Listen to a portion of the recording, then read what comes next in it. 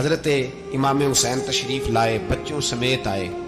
حر بن یزید ایک شخص تھا، حر بن یزید، حر بن یزید نام یاد رکھنا۔ حر بن یزید ایک مختصر سا لشکر لے کے اس نے امام حسین کو ایک جگہ پہ روکا، پھر دوسری جگہ پہ روکا، بالآخر تیسری جگہ پہ روکا تو امام حسین نے فرمایا جگہ کون سی ہے؟ کہا حضور کرب و بلا۔ فرمایا بس یہی خیمے لگا دو، یہی۔ حضرت سیدہ زینب نے پوچھا امام حسین سے کہ سارے زمانے نے روکا ہے، ٹھیک ہے آپ حق پہ ہیں، یہ بھی سب نے کہا ہے آپ حق پہ ہیں، پر روکا بھی سب نے، آپ روکے کیوں نہیں؟ تو ابن کثیر اور ابن اسیر لکھتے ہیں کہ امام حسین رو پڑے، کہنے لگے بہن میں رک جاتا پر میں نے رات کو نانا مصطفیٰ کو خواب میں دیکھا ہے۔ تو حضور نے فرمایا حسین اگر آج یہ رواج پڑ گیا نا یزید جیسے لوگوں کا تو قیامت تک پڑا رہے گا، پھر لوگ کہیں گے کوئی نکلا نہیں تھا تو ہمیں بھی نکلنا، پھر لوگ ظالموں کے سامنے گردنیں جھکانے کے عادی ہو جائیں۔ میں کہتا رہتا ہوں، کہہ رہا ہوں، کربلا کی جنگ کفر اسلام کی جنگ نہیں، کفر اسلام کی جنگ نہیں کربلا کی، کیونکہ یزید تو بڑا پکا نمازی تھا، خطبہ دیتا تھا وہ تو۔ جب امام حسین رضی اللہ تعالیٰ عنہ نے کربلا کے میدان میں جمعے کا دن تھا تو یزید کے سامنے کو بات کرنی شروع کی عمر بن سعد کے سامنے، تو عمر بن سعد کہنے لگا حسین زیادہ باتیں نہ کر، ہمارا جمعہ لیٹ ہو رہا ہے، جنگ کے لیے تیار ہو، فٹافٹ آ۔ اہل بیت نبوت کو قتل کریں گے اور قتل کے بعد پھر نماز پڑھیں گے اور پھر کہیں گے اللہم صلی علی محمد وعلی آل محمد، اسی نماز میں پھر درود بھی پڑھیں گے۔ یہ کیسا مرتبہ ہے، کیسا انداز ہے، دوستی قاتل سے بھی مقتول سے یارانہ بھی۔ حر بن یزید امام حسین سے کہنے لگا مجھے حکم ہے آپ کو روکنے کا، آپ آگے نہیں جا سکتے۔ امام صاحب نے فرمایا وجہ؟ زمین اللہ کی ہے۔ اس نے کہا آپ بیعت نہیں کر رہے، یزید کی حالات آپ کے حق میں درست نہیں ہیں، آپ نہیں جائیں گے۔ امام روک گئے۔ ظہر کی نماز کا وقت ہوا تو حضرت علی اکبر امام حسین کے بڑے صاحبزادے انہوں نے اذان ظہر پڑھی تو حر بن یزید کے لشکر نے امام حسین کے پیچھے نماز ادا کی۔ کہا بھئی تم مقابلے میں آئے ہو، نماز پیچھے پڑھتے ہو؟ کہا حضور مقابلہ تو تلواروں سے کر رہے ہیں پر ہمارا دل تو مانتا ہے نا کہ مصطفیٰ کا نواسہ بڑی شان والا ہے۔ حر بن یزید نے 3 نمازیں لشکر سمیت امام حسین کے پیچھے پڑھی ہیں، 3 نمازیں، ظہر اثر اور مغرب۔ پھر امام حسین کے سامنے شرائط پیش کی کہ آپ کو یہاں گھیر لیا گیا ہے، یہاں آپ بیعت کریں گے، یہاں آپ جنگ کریں گے، 2 ہی باتیں۔ امام حسین نے فرمایا نہیں بھائی بیعت تو میں نہیں کرتا، اس کے علاوہ تم جو کہتے ہو میں کرنے کو تیار ہوں۔ اس نے خط لکھا، عبید اللہ ابن زیاد کو ایک بندہ دوڑایا پیچھے، کوفے چند میل پہ کوفہ تھا، کہا وہ نہیں مان رہے، کیا کرنا ہے؟ تو حسین ابن علی ہے، میں زیادہ دیر انہیں روک بھی نہیں سکتا۔ انہوں نے پیغام دیا حر بن یزید کو کہ کرنا کچھ بھی نہیں، ان کا پانی بند کر دو، بلیک میل کرو، کھانا پانی نہیں ملے گا، چھوٹے چھوٹے بچے ہیں، خود ہی مان جائیں گے۔ حضرت امام علی مقام کے بارے میں حر کے پاس جب یہ پیغام آیا تو حر کہنے لگا میری طبیعت نہیں مانتی حسین پر پانی بند کروں، دل نہیں مانتا۔ جب یہ لفظ کہے نا دوبارہ تو پھر عبید اللہ ابن زیاد نے عمر بن سعد کو 10,000 آدمی دے کے بھیجا، کہ حر بن یزید لچک دکھا رہا ہے حسین کے حق میں۔ ایک رے کا علاقہ تھا، بڑی وہاں فصل ہوتی تھی، لوگ کوشش کرتے تھے وہاں کا گورنر بننے کی، کوشش کرتے تھے۔ تو عبید اللہ ابن زیاد کہنے لگا تمہیں رے کی گورنری ملے گی، سب سے سرسبز و شاداب علاقہ، تمہیں وہاں کا گورنر بنایا جائے گا اگر حسین کے خلاف لڑو گے۔ یہ اتنی زبردست ہوتی ہیں گورنریاں کہ گورنریوں کے لیے لوگ نسل رسول کے خلاف بھی نکل آتے ہیں، یہ اتنی تگڑی ہوتی ہیں، اتنی جلدی وفاداریاں بدلتی ہیں۔ امام حسین کو روک لیا گیا، عمر بن سعد نے روک لیا۔ 1 محرم کو امام آئے، 7 محرم تا روکا گیا، 7 محرم کو پانی بند کر دیا۔ جانور پانی پیتے تھے، گھوڑے پیتے تھے، کتے پیتے تھے، لیکن مصطفیٰ کے گھرانے کو پانی پینے کی اجازت، 3 دن تک پانی بند رہا۔ 9 محرم کو عمر بن سعد نے اور لوگ بلائے۔ شمر ایک بڑا سخت آدمی تھا، سنگ دل بدبخت، جس نے حضرت علی اصغر کے گلے پر تیر مارا تھا، وہ اور لشکر لے کے آیا۔ رات کو کہنے لگا امام حسین رضی اللہ تعالیٰ عنہ سے کہ بس بڑا ہو گیا، یہ 9-10 محرم کی درمیانی رات، یا آپ جنگ کریں گے یا آپ بیعت کریں گے، 2 ہی باتیں۔ امام حسین اندر گئے، سیدہ زینب سے مشورہ کیا، باہر آئے، فرمایا بات وہی ہے جو پہلے دن والی ہے۔ او بھائی بچے ساتھ ہو، सहरा का इलाका हो, तपती हुई रेत हो, इतने कठिन और सख्त हालात, चारों जानब मौत ही मौत, दूर दूर तक अपनों का नामो निशान कोई नहीं, और अकेले फैसला करने वाले इमाम हुसैन, बाकी सारे बच्चे हैं या औरतें, सारे बड़े अकेले। इमाम हुसैन रज़ी अल्लाह ताला अन्हु ने फरमाया, भाई बैत तो मैं नहीं करता, बाकी जो तुम्हारा प्रोग्राम है। शिमर और इब्ने साद कहने लगे फिर जंग के लिए तैयार हो जाएं। क्या अंदाज है इमाम हुसैन का। फरमाने लगे कल जंग करूंगा, मुझे पता तो है जंग का नतीजा क्या निकलना है, एक रात मुझे दे दो ताकि मैं खुल के अपने रब की इबादत तो कर लूं। हुसैन ने जाना है, मुझे पता है कल रिजल्ट 72 और 22,000 का क्या एक रात मुझे दो, मैं मालिक से राज न्याज तो करूं, मैं गोया उससे पूछूं तो सही कि मालिक मेरे वालिद भी शहीद हैं, भाई भी शहीद हैं, नाना को भी दुखों में देखा है, तो अब मेरी बारी है, तो मालिक मैं हाजिर हूं, मुझे मौका तो दो, इसलिए कि मेरे नाना ने बदर में भी सारी रात इबादत की थी, सुबह मुझे मौका दो। और दुनिया का उसूल है जब कोई मौका मांगता है तो दिया जाता है। ये दोनों कहने लगे कोई मौका नहीं। हुर बिन यजीद पीछे से बोला, कहने लगा नहीं, बदतमीजी ना करो, हुसैन को मौका दो, तुम्हें देना पड़ेगा। मौका दिया। हुर बिन यजीद ने फिर मिन्नत की, कहा हुजूर आप मेहरबानी करें मान जाएं। फरमाया मानने वाला खाता कोई नहीं। फरमाया मानने वाला खाता, बोलिए मानने वाला खाता, ये बड़ा मुश्किल काम है भाई। जमीर का सौदा अब तो आम हो गया, बाजार लगते हैं, रेट लगते हैं, अपनी अपनी चाहतों पे लोगों ने अपने अपने अंदाज सजाए हुए। कोई आदमी बस अच्छे तरीके से नाम ले ले तो बस हम उसके पीछे चल जाते हैं। अब तो आम हो गया ये मामला। इमाम हुसैन ने फरमाया हो ही नहीं सकता, मुमकिन ही नहीं है। सारी रात इबादत में गुजरी, रियाजत में गुजरी। तहज्जुद का वक्त हुआ तो घर वालों को बुलाया, फरमाया देखना तुम्हारी सी की आवाज ना बाहर आए, खबरदार सी की आवाज ना आए। और इमाम ज़ैनुल आबिदीन से फरमाया तू बीमार है, तू जिहाद नहीं करेगा, लेकिन ख्याल रखना पीछे। और बड़ी कीमती बात बता रहा हूं, हमारी बीवियां किसी के घर मैयत हो जाए तो 4 दिन बुखार नहीं उतरता।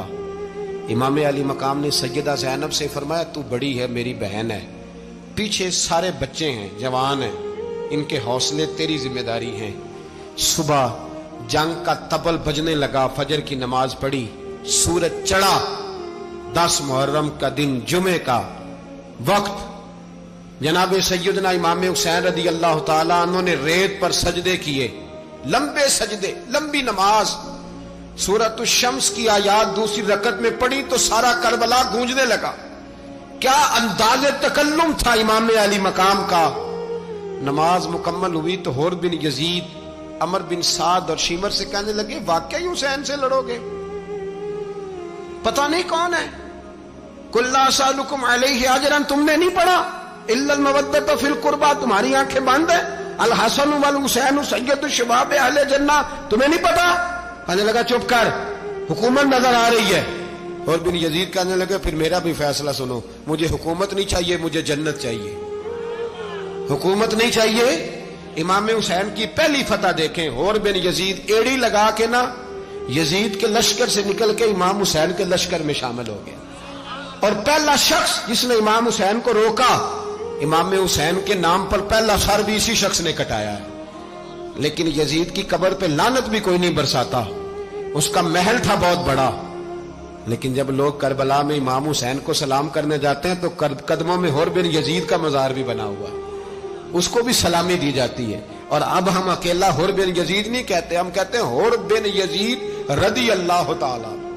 अब हम इतनी ताजीम करते हैं उस हुर की। जनाबे इमाम हुसैन को मैदान में खड़ा किया गया, जिहाद का तबल बजा, पहले खुद्दाम आए।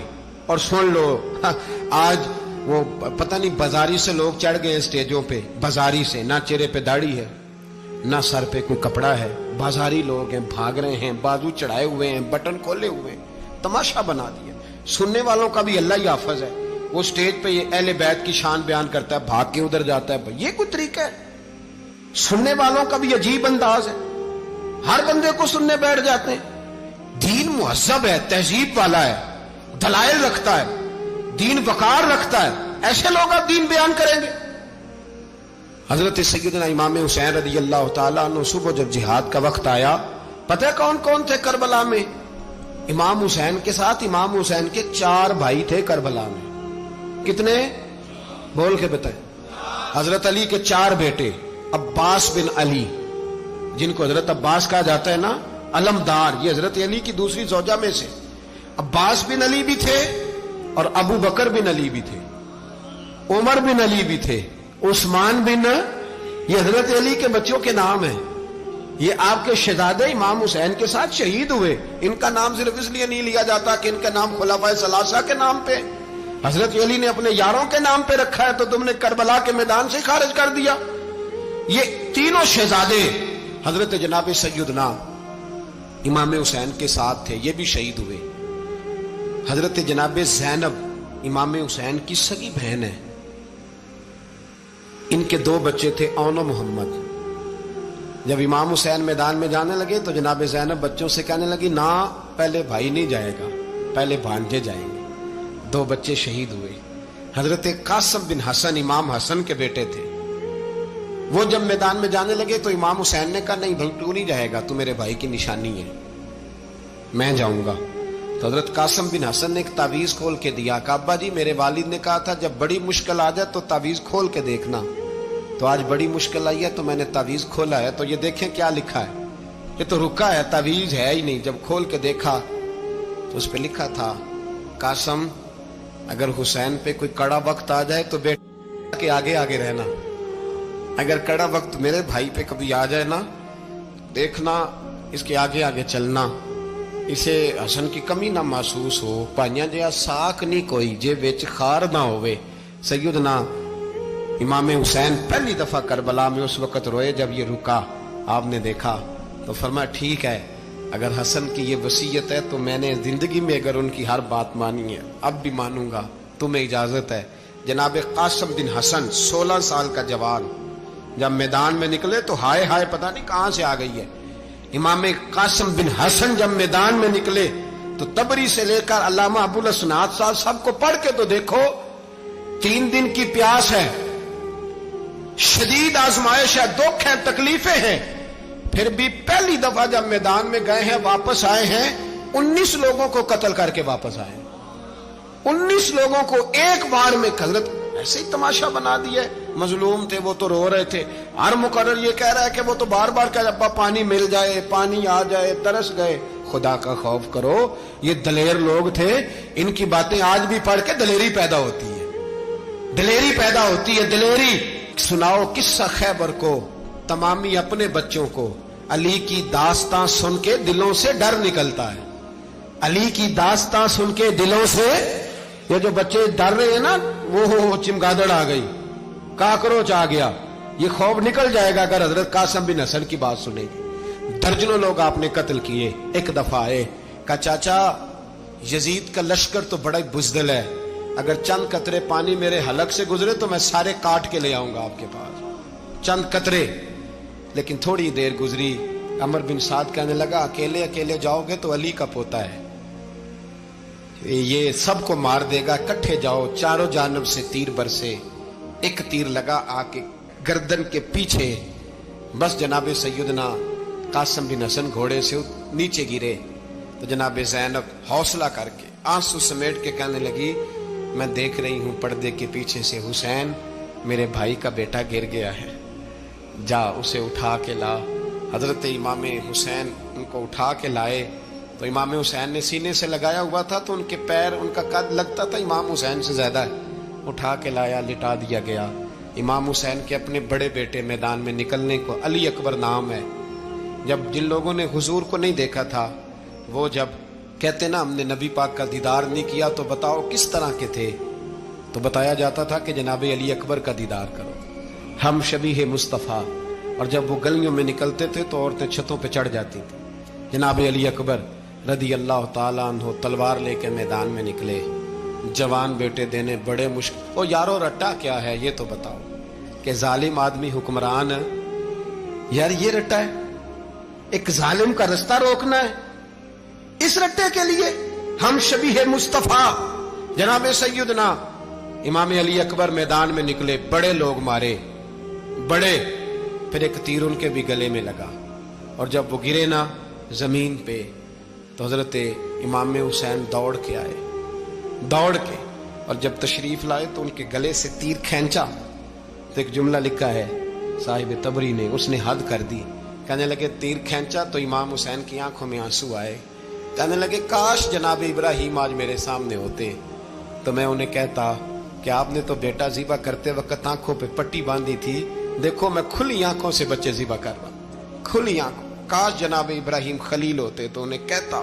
जनाब अली अकबर भी शहीद हुए। हजरत अली असगर को तो अचानक उठाया था इमाम हुसैन, बाहर निकले तो गर्दन पे तीर लगा तो 6 महीने का बच्चा वो भी शहीद हुआ। खून उछाला आसमान की तरफ तो कहा मौला देख ले, मैंने 6 महीने वाला भी नहीं बचाया, वो भी दे दिया है।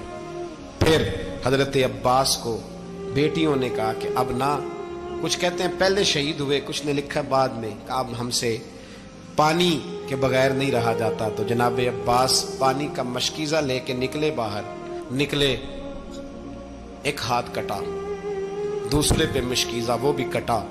देख लो मैं पस मंजर पे हूं अभी तक, मैं बता रहा हूं कि जिहाद किसके खिलाफ था?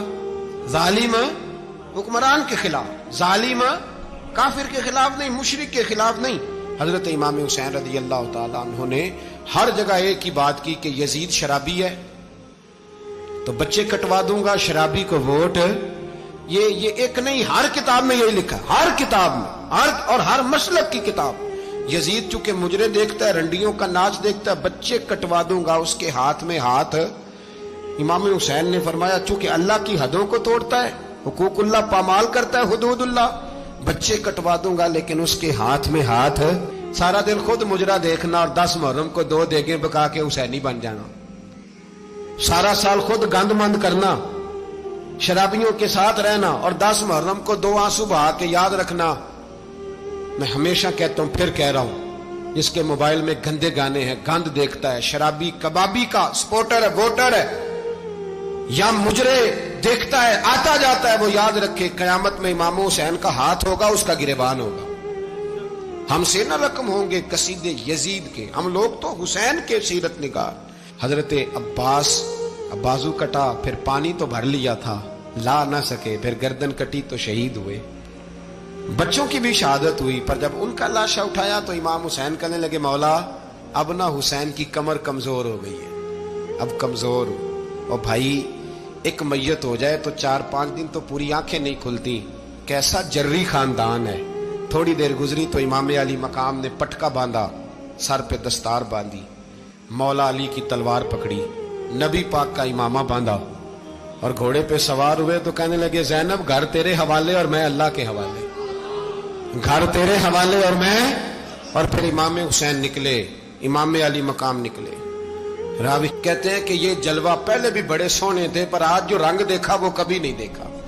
क्या अंदाज था, जिधर जाते नारा लगाते तो हद हो जाते। इतने लोग इमाम हुसैन ने काटे, इतने काटे, फिर वापस पलट के आए और कहने लगे ज़ैनब जरा पर्दे के पीछे से देख तो सही मेरी बहन, इन बुज़दिलों को जुर्रत ही नहीं हो रही हुसैन के मुकाबले में आने। एक दूसरे को धक्का देते, तू जा तू जा, फिर इकट्ठे वार हुए। ये कौन है कटा हुआ, लिबास है फटा हुआ, ये बिल यकीन हुसैन है, नबी का नूर ऐन है।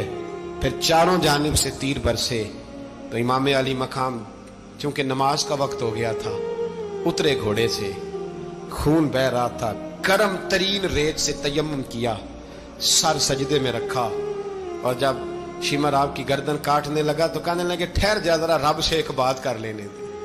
और फिर बोले इमाम हुसैन, कहने लगे मालिक तू अब बता के हुसैन से राजी है कि नाराज है, तू बता। तो फिर एक आवाज आई, या अय्यतुहन नफ्स मुतमइन्ना इरजिई इला रब्बिकी रादियतम मर्दिया। फरमाया नफ्स मुतमइन्ना वापस आ जा, तू अल्लाह से राजी है, अल्लाह तुझसे राजी। इमाम हुसैन वहां शहीद हो गए। अब ये काफिला इमाम हुसैन का सर काट, जरा देखना गौर करना, सर काट के नेज़े पे रखा है, जिस्म करबला में पड़ा है। औरतों को घोड़ों पे बिठा के ले जाया गया यजीद के दरबार में। यजीद पहले उबैदुल्लाह इब्ने ज़ियाद ने बदतमीजी की, फिर यजीद ने की।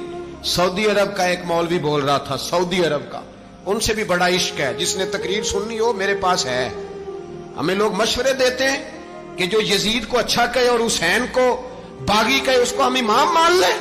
اس بے شرم بے حیا کو جو نبی پاک کے گھرانے کے بارے میں بکے، اسے امام سعودی عرب میں مسجد نبی میں درس دینے والا جس نے تقریر سننی ہو میرے پاس ہے، وہ کہتا ہے یزید تو بڑا اچھا آدمی تھا، اس نے تو بڑی خدمت کی، تو میں نے اسے کہا رشتہ داری کر لیا یزید کے ساتھ، قریب ہو جا۔ شرم نہیں آتی؟ آج بھی نبی پاک کا دل دکھاتے ہو، حیا نہیں آتی، خیال نہیں آتا؟ اور لوگ گھر میں بیٹھ کے باتیں کرتے ہیں، کہتے ہیں جی جو بیت اللہ میں ہو وہ بھی برا ہو سکتا ہے۔ بیت اللہ میں تو 360 بت بھی تھے، وہ اچھے تھے۔ مدینے میں تو 360 منافق بھی رہے، پوری سورہ منافقون نازل ہوئی، وہ اچھے تھے۔ عجیب تماشا بنا دیا لوگوں نے مذہب کا۔ کہتا ہے یزید نے تو بڑی خدمت، تو عبید اللہ ابن زیاد نے قتل کیا۔ بے شرمو، اگر عبید اللہ ابن زیاد نے بھی قتل کیا تھا تو حکومت کس کی تھی؟ تو پھر یزید نے عبید اللہ ابن زیاد کو سزا کیوں نہیں دی؟ بلکہ ایک جگہ 2 گورنریاں دی اس کو، یہ حال کیا۔ بلکہ سنو کہ یزید چھڑیاں مار رہا تھا، چھڑیاں۔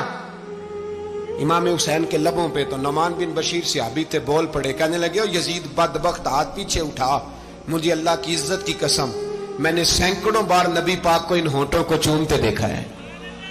حضرت جناب زینب عورتوں کے مجمع میں پیچھے ہو کے بیٹھی ہیں، یزید کے پاس جب پہنچا لشکر تو یزید کہنے لگا دیکھو اللہ نے مجھے عزت دی اور میرے مخالفوں کا کیا حال ہوا۔ تو بی بی زینب بول پڑی، اتنے صدمے سہے پر آواز توانا ہے، جاندار ہے، جاندار۔ ہمارا کسی بندے سے جائیداد کا رٹا نہیں، ہم تو چاہتے ہیں امت اکٹھی ہو جائے، لیکن جو بندہ نبی پاک کی ماں کو دوزخی کہے، حضور کے باپ کو جہنمی کہے، یزید کو امیر المومنین کہے، اس کے ساتھ اتفاق رائے کر لیا جائے، یہ مذہب ہماری سمجھ میں نہیں آتا، بالکل نہیں آتا، قطعاً نہیں ہماری سمجھ میں آتا۔ کیسے اتحاد کر لیا جائے؟ یہاں تو میرے بھائی جو ہمارے ابا کا مخالف ہو اس سے اتحاد نہیں ہوتا، اور جو نبی پاک کے والد کو دوزخی کہے اس سے اتحاد ہو جائے۔ کہتے ہیں جی وہ جی اتنی فرقہ واریت ہو گئی، ہم کس مسجد میں جائیں؟ 60 پارٹیاں پاکستان میں رجسٹرڈ ہیں جو الیکشن لڑتی ہیں، کبھی کسی بندے کو ٹینشن نہیں ہوئی کہ کس کے پاس جائیں کس کے پاس نہ جائیں، کبھی نہیں کوئی بولا کہ اب وہ بھی کھڑا ہو گیا، وہ بھی، کوئی ٹینشن نہیں۔ مذہب کی باری ٹینشن ہو جاتی ہے، اتنا بڑا مذہب ہوتا ہے بھائی، غلط بندے بھی آ جاتے ہیں بیچ میں، تھوڑا پہچان کے چلنا پڑتا ہے صحیح کون ہے اور غلط۔ اور یہی تو ہمیں امام حسین نے بتایا ہے کہ مذہب کے اندر ہی تم نے شناخت کرنی ہے کہ بندہ ٹھیک کون ہے اور بندہ غلط۔ یہی تو کربلا ہے، یہی تو امام حسین نے بتایا، کفر اسلام نہیں، حق اور باطل۔ تو سمجھیے گا حضرت سیدہ زینب نے جب سنا نا کہ یہ کہہ رہا ہے کہ مجھے اللہ نے عزت دی، تو جناب زینب بولی، نعمان بن بشیر کہتے ہیں بی بی بولی، اتنے صدمے ہیں پر جناب زینب بولی اللہ اکبر، اس انداز میں بولی کہ پہلے قرآن مجید کی آیت پڑھی، کہنے لگی وَتُعِزُّ مَن تَشَاءُ وَتُذِلُّ مَن تَشَاءُ بِيَدِكَ الْخَيْرُ إِنَّكَ عَلَىٰ كُلِّ شَيْءٍ قَدِيرٌ۔ اور پھر کہنے لگی یزید تو بکتا ہے، کہتا ہے کہ تو عزت والا ہو گیا، یہ تیری حکومت ہے، 4 دن گزرنے دے، تجھ پہ کوئی لعنت بھی نہیں برسائے گا، اور میرے بھائی کا قیامت تک ممبروں میں اور خطبوں میں ذکر ہوا کرے گا، وقت گزرنے دے۔ جب جناب بی بی زینب بول رہی تھی تو حضور کے ایک نابینا صحابی پاس بیٹھے تھے، جناب نعمان بن بشیر کا ہاتھ ہلایا، ہلا کے کہنے لگے کیا علی آ گئے؟ تو علی کی آواز لگتی ہے، جبریل امی بول رہے ہوں جیسے، حکمت کے گوہر رول رہے ہوں جیسے، دربار دمشق میں بی بی زینب کا خطاب، منبر پہ علی بول رہے ہوں جیسے۔ میرے بھائی بس کربلا والا قافلہ تو مدینے پہنچ گیا، 3 سال یزید نے حکومت کی، شرابیں عام ہو گئیں، مکے پہ حملہ ہوا، خانہ کعبہ کا غلاف جلا، مدینے پہ اس نے حملہ کیا، 3 دن مسجد نبوی میں اس نے گھوڑے باندھے، مسجد نبوی میں صحابہ کو نکال کے اپنا اس نے امام مقرر کیا، لیکن پھر امت نے اسے قبول نہ کیا، پھر وہ رسوا ہوا اور آج تک وہ رسوا ہے۔ لیکن امام حسین کا نام کل بھی زندہ تھا اور آج بھی۔ درس یہ ہے، پیغام یہ ہے، پیغام یہ ہے، یاد رکھو موت تیزی سے آ رہی ہے، ہمارے ساتھ والے دائیں بائیں والے سب چلے گئے، اسی طرح نمبر لگے گا، ایک دن اعلان ہوگا۔ ضمیر کے قیدی بن کے زندگی نہ گزارو، بالکل نہ گزارو، یہ تھوڑی سی زندگی ہے، دنیا سجن المومن۔ حق بات کرو، حق پہ ڈٹنا سیکھو، دین سمجھو، خبردار رسول پاک صلی اللہ علیہ وسلم کے دین میں ظالم، جابر، فاسق، فاجر کی کوئی گنجائش قطع نہیں ہے۔ اپنے آپ کو سمیٹو، اپنے آپ کو سنبھالو، دین میں اپنا کردار ادا کرنے کی کوشش کرو۔ دین طلب کرتا ہے ہم سے کہ ہم نے دین کو کیا دیا ہے. امام حسین نے سارا گھرانہ دین کے لیے دے دیا. ہمارا جو بچہ کسی کام کا نہیں رہتا اسے مدرسے داخل کراتے ہیں. ہم نے دین اتنا کمزور کر دیا ہے کہ عالم اگر شور نہ کریں، عالم اگر شور نہ کرے، زور نہ کرے، گھٹن والا ماحول ہو گیا. مذہب کی پوزیشن کمزور کر دی. اب جہاں تک اس بات کا تعلق ہے جی فرقے ہو گئے، تو میرے بھائی یہ کوئی اتنی خطرناک بات ہے، یہ کوئی اتنا مشکل معاملہ نہیں ہے. یہ تو امام حسین نے بتا دیا تھا کہ یزید کے طور پر ایک غلط فرقہ کھڑا ہو گیا ہے، لہذا اس کا مقابلہ کرنا ہے. اس میں کوئی بری بات ہے؟ لیکن ایک سبق ہے بزرگوں کا کہ اگر سچی بات بھی نہیں کرنی تو پھر اس منبر کا حق ادا نہیں ہوتا. جو سچ بولے وہ حسینی ہے، جو ظالم کے سامنے کھڑا ہو جائے وہ حسینی ہے. جو مصلحت کوش ہو، جو کہے ٹائم نہیں، گراؤنڈ ریالٹی نہیں، حالات نہیں، طبیعت نہیں، موقع نہیں، تو ابھی امام حسین کے پیغام کو نہیں سمجھا.